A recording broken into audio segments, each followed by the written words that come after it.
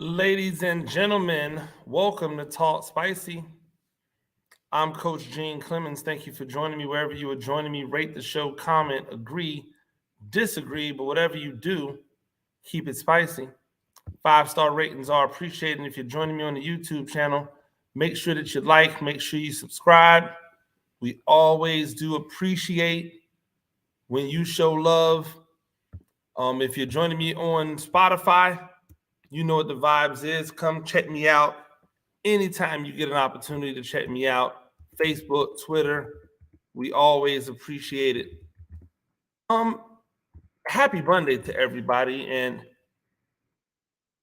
hopefully this weekend you got a chance to see your favorite football team, your favorite NFL football team play, and you were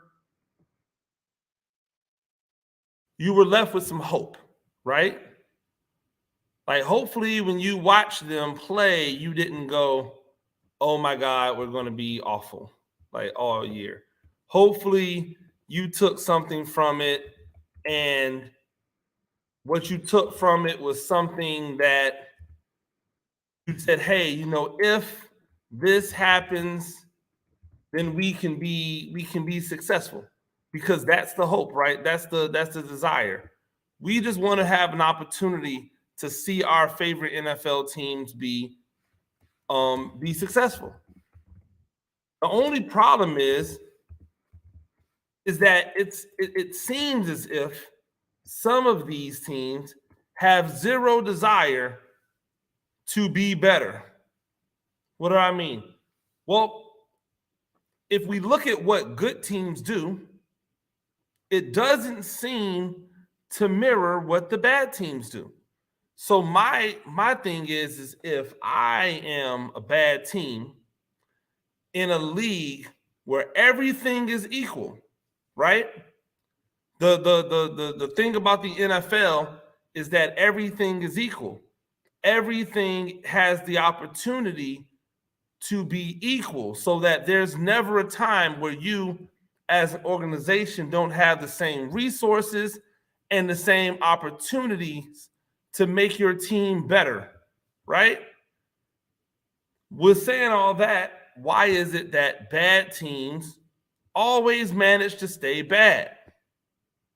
Well, it's really simple if you think about it. Bad teams stay bad because they don't do the things that the good teams do. Now that's an oversimplification, right? That's an oversimplification of what happens. Well, here's what I mean. Here in the preseason, the good teams seem to all be rolling their starters out. They all roll their starters out. Their starters, however long they play a quarter, they play a couple series. They want to see that offense, clicking, working together. They want to see that defense and how they function together. We get that from the good teams. And then we look at the bad teams, and a lot of these bad teams are resting their starters. They're not playing their starters. Now, from what we've seen, there's usually one acceptable reason for not playing your starters, which is you just had a joint practice. Hey, we just had a joint practice. We had a chance to go up against them, blah, blah, blah. Here's the thing. I don't know if you know this or not. There's still practices. That is not a real game situation. And you know how I know it's not a real game situation? Because I've watched them. I've watched those joint practices. They're competitive. Yes. There's some live reps there. Yes. Is it the same as a game? No. Your coordinator doesn't get the opportunity to call plays for his first teams. If you're most bad teams are usually breaking in new coordinators. Your quarterback / offense line, defensive line, all your skills, they're not getting the opportunity to go up against ones or even twos, but they're not getting an opportunity to operate within a game setting with a clock running and management having to go on and fans in the stands screaming. None of that. It's not the same. It's not a real game. I don't care what these coaches try to tell you. They are lying to you. My name is Coach Gene Clemens. I'm not just capping up here. Like, this isn't just some dude who's never been around, never seen anything. Anytime somebody tells you that a practice was the same as a game time situation, they are lying to you. They want an excuse to not play their players. And guess what? A lot of those times, those teams are bad. Those teams that don't play their starters in the preseason tend to be bad. Juxtapose that by this. The Ravens, whether they're playing their starters or not, always go into a game, preseason or otherwise, looking to win the game. They have a 20-something game winning streak going in the preseason. Everybody out there goes, all of the pundits that don't know any better, like, oh, this is a dubious distinction. It doesn't matter. It's counterintuitive. All of the things that you say when you don't understand. Mindset. The mindset of them is that everything is competition and we're trying to win. Therefore, they win. It's a weird concept. They try to win all the time and therefore they win a lot. Amazing. Their backups come into games and play like starters. Why? Because their backups are built, the mentality is built that when I am in this game, I'm trying to win. I'm here to win. I'm not here to hold the place until the starter gets back. I'm here to win. You know what? In Baltimore, it's so bad that people have actually taught themselves, some people have actually taught themselves into Tyler Huntley being able to be the starting quarterback instead of Lamar Jackson. Now, I love Tyler Huntley. I believe Tyler Huntley should be a starting quarterback in this league.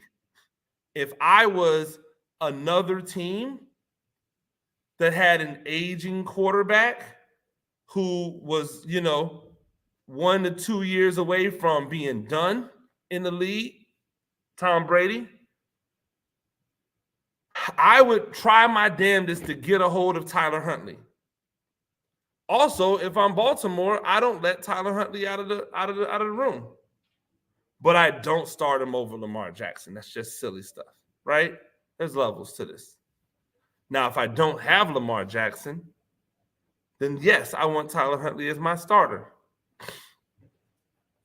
If I'm in other places that don't have a guy, yes, I want a Tyler Huntley as my starter. Why?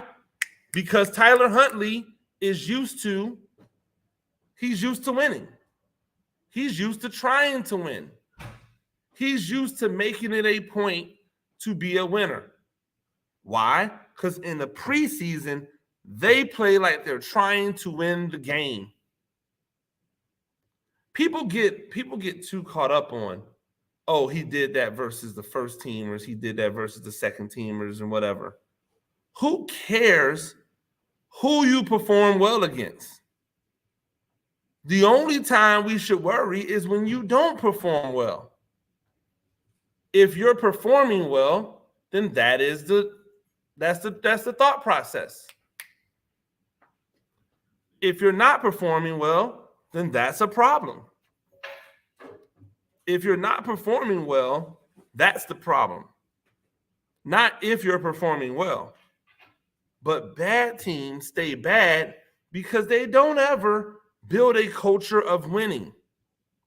You want to know how one of the things that got Golden State really rolling?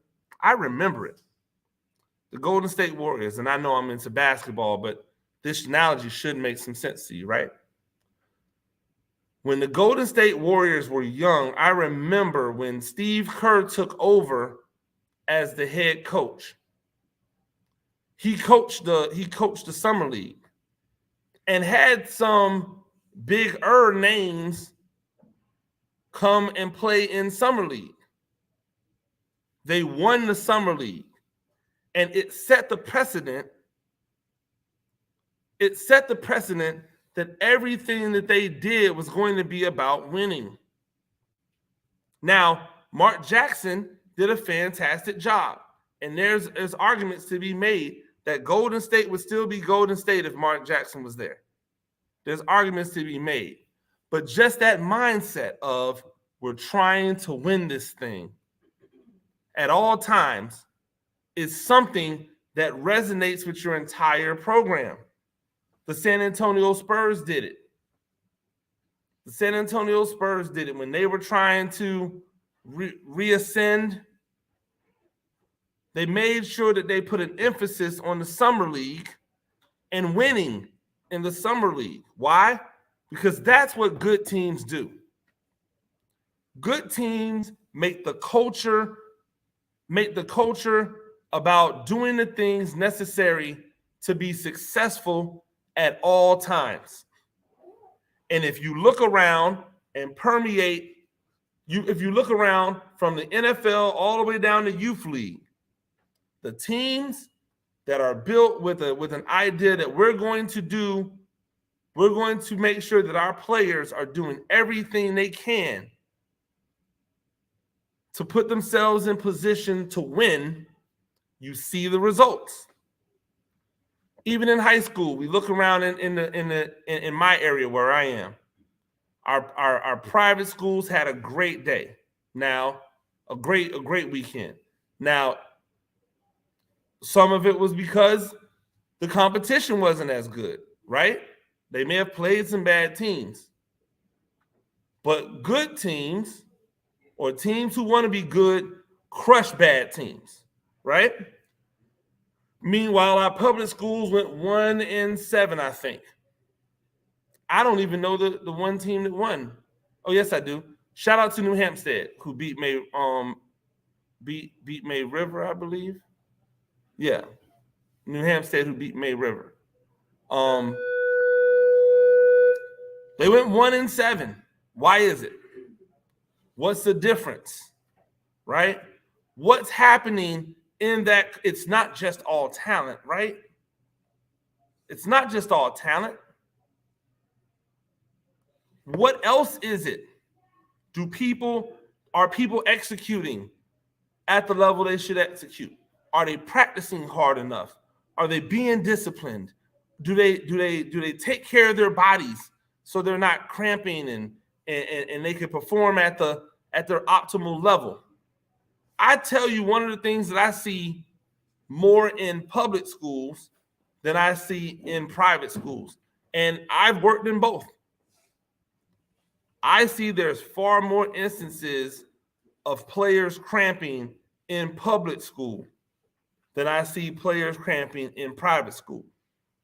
That has nothing to do with money, right? Because water's free. And getting a jug and filling it up with water, or getting a 16-ounce bottle and continually filling it up with water is something that is easy to do. But bad teams stay bad because players don't take accountability for their actions. If you're a player on a team and you are not doing everything in your power to be available for your team the right way, then you are promoting a losing culture. Because the first thing that happens when you lose is that player will go, oh, well, if I was out there, well, that's convenient. You're not. And why are you not?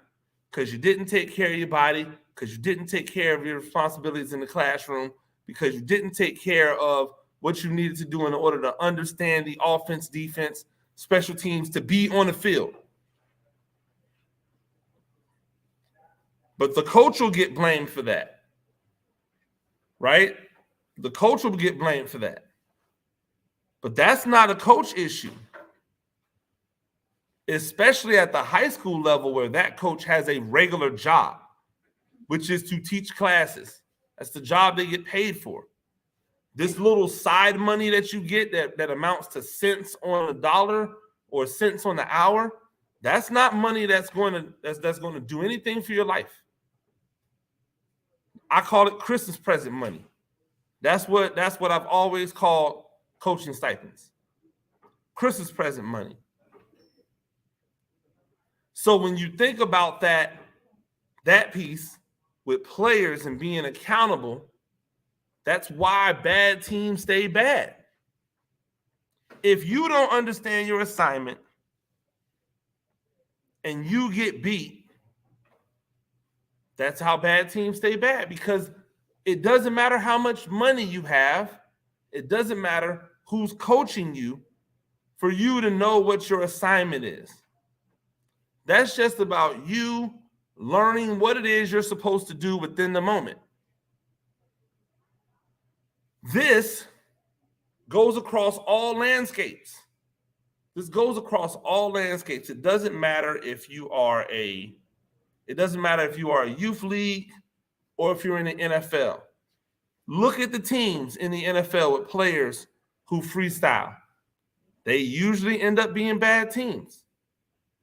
If you look at the teams in college who don't execute well, they usually end up being bad teams. Doesn't even matter what sport. Football, basketball, baseball, softball, volleyball. Lack of execution, not understanding one's job will lead you to losing every single time. And the good teams emphasize understanding your job, and they hold you accountable for it.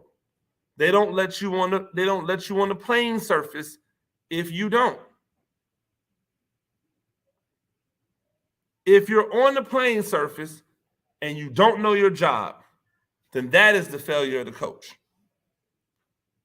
Whatever surface that is, the court, the field, the track, if you don't understand your job and you're allowed to compete, then that's a failure on the coach.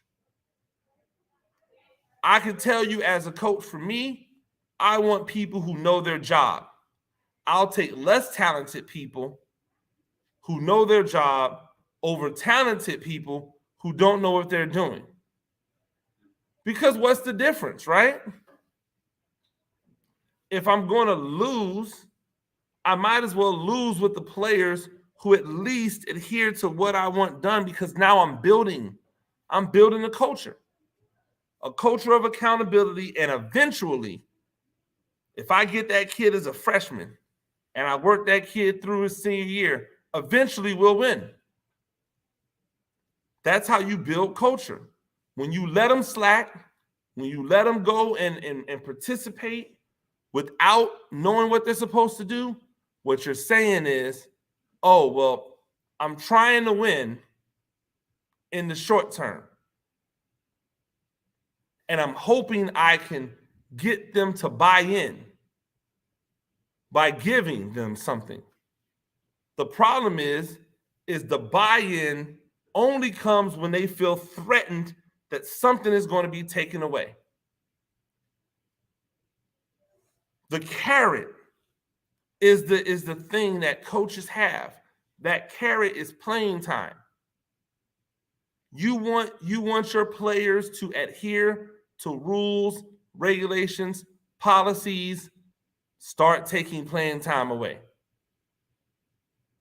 And I know it's hard for the smaller teams, the teams that don't have the large rosters, to do it, because that might mean taking away a really important piece. But ultimately, bad teams stay bad because they're not willing to make that sacrifice. And then you got to be honest. You got to be honest with parents. You have to be honest with administration, because things like that might cost you your job. No longer is it just run a good program in high school. Now it's about winning too, right? But I just said you don't make enough money to sell your soul to winning. Most high school coaching stipends, even the head coaching stipend, is not enough money to constitute selling their integrity for wins. I've been a head coach, I've been an assistant coach. None of the money that I've made from being a head coach or an assistant coach is enough money to change my existence from what I make simply as a teacher and as a writer and all the other stuff that I do with media on the side. None of it. If it was, we'd be having a completely different conversation. Now, I recognize that if I want to be a mentor and I want to continue to teach and mentor young men, if winning is a part of it, I need to get to a place of winning. But I really and truly believe that bad teams stay bad when they look for immediate success instead of long-term stability. And that is at every level. We see it all the time. My challenge to all of you guys out there, if you're coaches, because I know a lot of coaches listen to this. My challenge to all of you as coaches, stand on a principle. Articulate that principle and that goal to your players. Make sure that they understand it. And then hold them to the standard you would, whether they were a 5-star athlete or a guy who's never going to be a starter for you. Hold them all to that same standard and watch what happens. Ladies and gentlemen, that's Talk Spicy. I'm Coach Gene Clemens. You do this thing a few times a week. Break the show, comment, agree, disagree, but whatever you do, keep it spicy. 5-star ratings are appreciated. If you're joining me on the YouTube channel, make sure you like, make sure you subscribe. Till next time, peace.